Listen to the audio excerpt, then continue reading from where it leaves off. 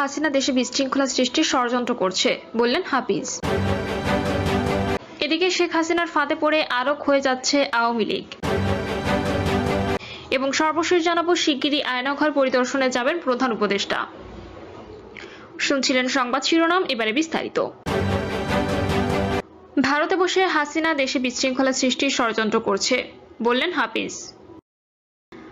ভারতে বসে শেখ হাসিনা দেশে বিশৃঙ্খলা সৃষ্টির ষড়যন্ত্র করছেন বলে অভিযোগ করেছেন বিএনপির স্থায়ী কমিটির সদস্য মেজর হাফিজ উদ্দিন আহমেদ। তিনি বলেন, পতিত স্বৈরাচার শেখ হাসিনা ভারতে বসে এদেশকে অস্থিতিশীল করতে, এদেশকে ধ্বংস করতে যেটুকু বাকি রেখেছেন সেটি পূর্ণ করার জন্য নতুনভাবে ফ্যাসিস্ট দলকে নিয়ে মাঠে নামতে চান।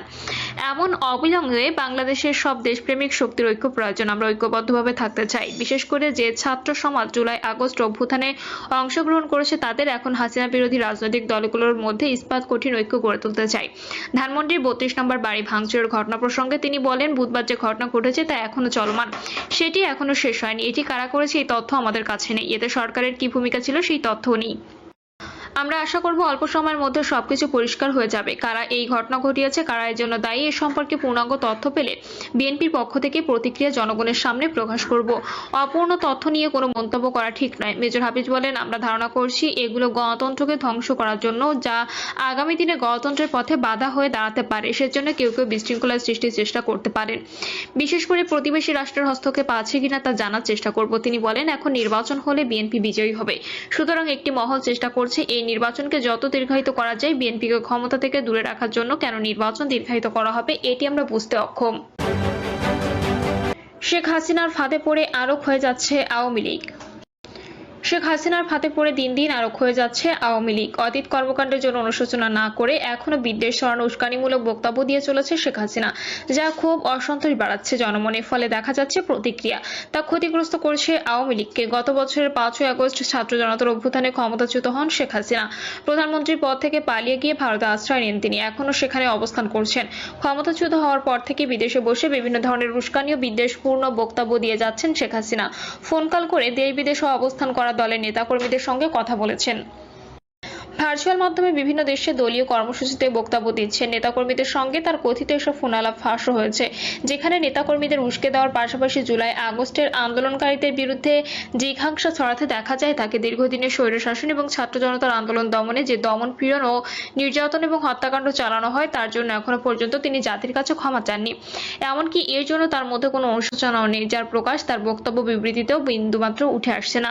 শুধু তাই নয়, কথাবার্তা বলার ক্ষেত্রে তার মধ্যে কোনো সতর্কতা লক্ষ্য করা যায় না। আলোচিত 111 সরকারের অধীনে অনুষ্ঠিত নির্বাচনের মাধ্যমে 2008 সালে ক্ষমতায় বসেন শেখ হাসিনা। বিভিন্ন দলের ঐক্যমত্যের ভিত্তিতে প্রতিষ্ঠিত তত্ত্বাবধায়ক সরকার ব্যবস্থা বিলোপ করে তিনি 2014 সালে নির্বাচন আয়োজন করলে তা বর্জন করে বিএনপি, জামাত সহ বেশিরভাগ রাজনৈতিক দল, যা কুখ্যাতি পায় বিনা ভোটে নির্বাচন হিসেবে। এর ধারাবাহিকতায় জনমত ও বিরোধী দলগুলোর মতামতকে বৃদ্ধাঙ্গুলি দেখিয়ে তিনি 2018 সালে ও 2024 সালে করেন বিতর্কিত নির্বাচন, যা কুখ্যাতি পায় যথাক্রমে রাতের ভোট ও ডামি নির্বাচন হিসেবে। এভাবে টানা ক্ষমতার আসনে অধিষ্ঠিত থাকতে তিনি বহু রাজনৈতিক নেতাকর্মীকে ক্রসফায়ারে হত্যা, গুম, নিপীড়ন করেছেন বলে অভিযোগ রয়েছে।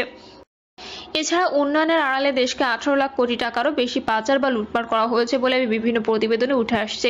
তার সরকারের এহেন লুটপাট, দুর্নীতি ও নিপীড়নের বিরুদ্ধে আগে থেকেই ক্ষোভের দানা বাঁধছিল। গত জুলাইয়ে কোটা সংস্কার আন্দোলন শুরু হলে তা দমনে নিষ্ঠুরভাবে বল প্রয়োগ করে শেখ হাসিনা সরকার। রাজপথে আন্দোলনকারী ছাত্রদের উপর নির্বিচারে গুলি ছোড়ার পাশাপাশি হেলিকপ্টার ব্যবহার করে থাকে বিক্ষোভ দমনে।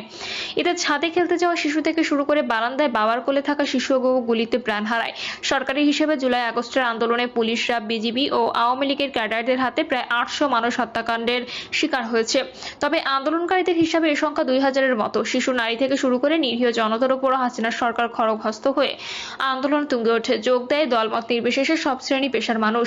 গত বছরের 5ই আগস্ট লাখো ছাত্র জনতা রাস্তা নেমে এলে শেখ হাসিনা ভারতে পালিয়ে যান। তার আগে পরে পালিয়ে যান আওয়ামী লীগের অনেক নেতাকর্মী এবং সাবেক মন্ত্রী এমপিরা।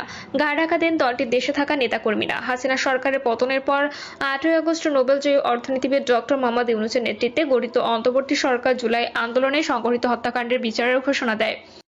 এদিকে আন্দোলনকারীদের উপর সশস্ত্র হামলা ও হত্যার অভিযোগ কেন্দ্র থেকে শুরু করে জেলা, উপজেলা, ইউনিয়ন, ওয়ার্ড পর্যায় পর্যন্ত আওয়ামী লীগ ও এর সহযোগী সংগঠনগুলোর অভিযুক্ত নেতাকর্মীদের নামে মামলা হতে থাকে। দীর্ঘ পর্যায়ে শীর্ষ পর্যায় থেকে শুরু করে জেলা, উপজেলা, ইউনিয়ন পর্যায়ের অনেক নেতা, সাবেক মন্ত্রী, প্রতিমন্ত্রী ও এমপি গ্রেপ্তার হন, যার কারাগারে শীর্ষ পর্যায়ের নেতাদের অনেকের নামে হয়েছে অর্ধশতাধিক মামলা। এই পরিস্থিতিতে হাসিনার সমালোচক নিরীহ আওয়ামী লীগের কর্মীরা যখন স্বাভাবিক জীবনযাত্রায় আশায় দিন গুনছেন, ঠিক তখন আওয়ামী লীগকে মাঠে নামাতে বিভিন্ন কর্মসূচি ঘোষণা করছেন শেখ হাসিনা। অভ্যুত্থানে গ্রাফিতির ওপর রাতের আধারে চোরাগোপ্তায় লিখতে বলা হচ্ছে হাসিনার নামে নানান স্লোগান, যা অভ্যুত্থানের কর্মীদের বিক্ষুব্ধ করছে। তার নির্দেশে এই ফেব্রুয়ারি মাসে আওয়ামী লীগের কর্মসূচি ঘোষণা করা হয়েছে। কর্মসূচি পালনের জন্য নেতাকর্মীদের রাস্তায় নামার নির্দেশ দিয়েছেন শেখ হাসিনা। এর মধ্যে লিফলেট বিতরণ করতে গিয়ে অনেকে গ্রেপ্তার হয়েছে। এছাড়া আন্দোলনকারীদের হুমকি দিয়ে তার নানান বক্তব্য ছড়িয়ে দেওয়া হচ্ছে আওয়ামী লীগ ও তার সহযোগী সংগঠনগুলোর নেতাকর্মীদের সোশ্যাল মিডিয়া প্ল্যাটফর্মে। এসব নিয়ে বিদ্বেষ ছড়িয়ে যাচ্ছে বিদেশে পালিয়ে নিরাপদে বিলাসী জীবনযাপন করতে থাকা দলটির কতিপয় নেতাকর্মী ও অ্যাক্টিভিস্ট। এতে ছাত্র জনতার অসন্তোষ আরো বাড়ছে। অসন্তোষের আগুনে ঘি ঢেলে দিয়েছেন সেই শেখ হাসিনা। রাতে তিনি নিষিদ্ধ ঘোষিত ছাত্রলীগের নেতাকর্মীর উদ্দেশ্যে ভাষণ দেবেন বলে আগে থেকে প্রচারণা চালাতে থাকেন। এই ভাষণের খবর ছড়িয়ে পড়ার পর বিক্ষুব্ধ হয়ে ওঠে ছাত্র জনতা। তাদের অভিযোগ, ভারতে বসে ভাষণ দিয়ে শেখ হাসিনা বিদ্বেষের আগুন ছড়াচ্ছেন। এই প্রেক্ষাপটে একদল বিক্ষুব্ধ ছাত্র জনতা ধানমন্ডি 32 নম্বর অভিমুখে মার্চ করার ঘোষণা দেয়। 1975 সালের 15ই আগস্ট নিহত হওয়ার আগ পর্যন্ত ধানমন্ডি 32 নম্বর সড়কের 10 নম্বর বাড়িতেই থাকতেন শেখ হাসিনার বাবা শেখ মুজিবুর রহমান। বাড়িটি পরবর্তী সময় বঙ্গবন্ধু স্মৃতি জাদুঘরে রূপান্তরিত করা হয়। শেখ হাসিনা ও তার দল আওয়ামী লীগের রাজনৈতিক কর্মসূচি শুরু হতে 32 নম্বরে শ্রদ্ধা নিবেদনের মধ্য দিয়ে। এমনকি হাসিনার অনুগত অনেক সরকারি আমলাও এখানে শ্রদ্ধা নিবেদন করে তাদের কার্যক্রম শুরু করতেন। এই বঙ্গবন্ধু ভবনের সামনে সন্ধ্যার পর থেকে সমবেত হতে থাকে ছাত্র জনতা। পূর্ব ঘোষণা অনুযায়ী রাত 9টায় শেখ হাসিনা ভার্চুয়াল ভাষণের সময় নির্ধারিত ছিল। যদিও হাসিনার অডিও ভাষণ প্রচার হয়, তার এই ভাষণকে কেন্দ্র করে ছাত্র জনতা ধানমন্ডি 32 নম্বরে বিক্ষোভ মিছিল করতে থাকে। এক পর্যায়ে তারা বিক্ষুব্ধ হয়ে বাড়িটিতে ভাঙচুর ও আগুন ধরিয়ে দেয়। পরে হাসিনার বাসভবন সুধা সদনেও আগুন দেয় বিক্ষুব্ধ ছাত্র জনতা। এছাড়া খুলনায় এক সময়কার প্রবল প্রতাপশালী শেখ বাড়ি, কুষ্টিয়ার আওয়ামী লীগের নেতা মাহবুবুল আলম হানিফের বাড়ি সহ বিভিন্ন এলাকায় আওয়ামী লীগের প্রভাবশালীদের স্থাপনায় ভাঙচুর করেছে বিক্ষুব্ধরা। পর্যবেক্ষকরা বলছেন, শেখ হাসিনা সহ দলটি যেসব নেতাকর্মী ও অ্যাক্টিভিস্ট জুলাই হত্যার জন্য অনুশোচনা না করে বা নমনীয় না হয়ে উপরন্তু বিদেশে বসে বিদ্বেষ উস্কানি ছড়াচ্ছেন, তা দেশে থাকা আওয়ামী লীগের নিরীহ কর্মী সমর্থকদের প্রতিকূল পরিস্থিতিতে ঠেলে দিচ্ছে। কোটা আন্দোলন দমনে শেখ হাসিনার হঠকারিতা তার ক্ষমতাচ্যুত হওয়ার পরও বজায় থাকলে তা আওয়ামী লীগের আরো বিপর্যয় ডেকে আনবে। শেখ হাসিনার ফাঁদে পড়ে আওয়ামী লীগ আরো ক্ষয়ে যাওয়ার ঝুঁকিতে পড়ে যাবে। ওয়াশিংটন বাংলাদেশের দূতাবাসের প্রেস উইং এর মিনিস্টার গোলাম মর্তুজা তার ফেসবুক পোস্টে বলেন, গণহত্যাকারী হাসিনার বিচার নিশ্চিত করেন।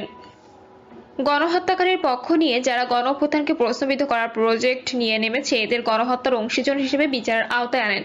খুনির পক্ষ নেওয়ার অধিকার আছে শুধু তার উকিলের। অন্য কেউ হত্যাকারীর পক্ষ নিয়ে গণঅভ্যুত্থানের বিরুদ্ধে দাঁড়ালে গণঅভ্যুত্থানের ম্যান্ডেটে গঠিত সরকার অবশ্যই তাদের বিরুদ্ধে ব্যবস্থা নিতে পারে। ভাঙার চেয়ে খুনি অপরাধী চক্রের বিরুদ্ধে কঠোর মনোভাব দেখিয়ে